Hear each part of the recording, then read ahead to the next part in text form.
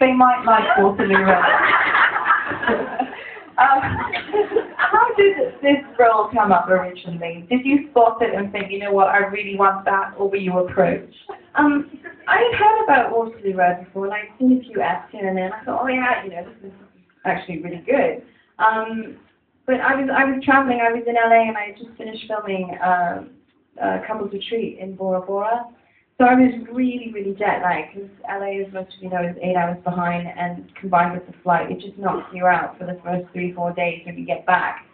And my agent, who I think is here, wherever you are, she gave me a call, and she said the casting for Waterloo Red, and of course me being completely jet lagged, I had no idea. I thought it was only for a couple of episodes. I didn't realize that it was for the whole series.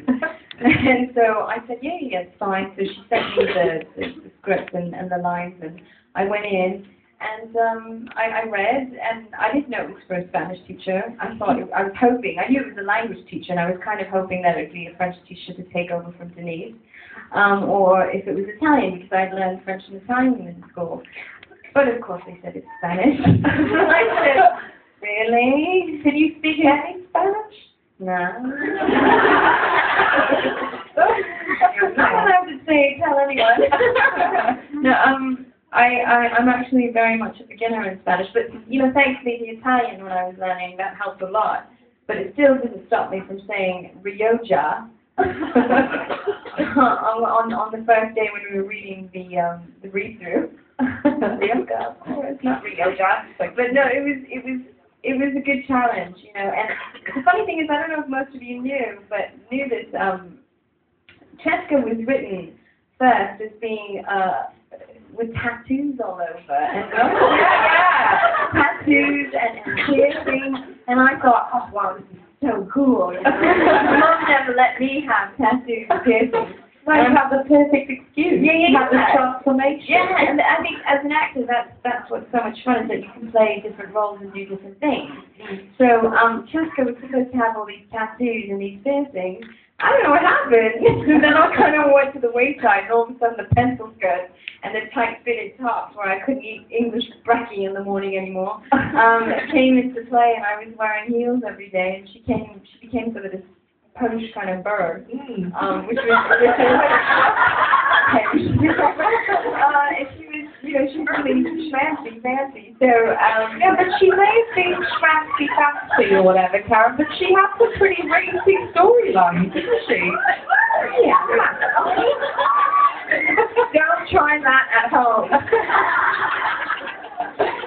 One of them, for example, she was dating a pupil, never a good plan, really. No, not really. But was there something that, you know, it was quite a controversial role to have to play. Were you a little bit dubious when they told you that this is what was going to happen? I think, I can't tell whose jaw was, you know, further down to the floor, Lucian or myself, when they first told us about the storyline. Because when I first started on Waterloo Red, I had absolutely no idea that was to come. They only told us when we were filming episode 10.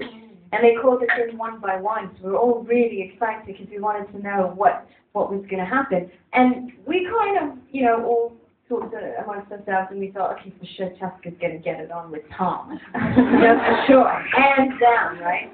So I go in, and this producer tells me, so you know, Karen, we've got an interesting storyline for you. I'm like, oh yeah, Tom.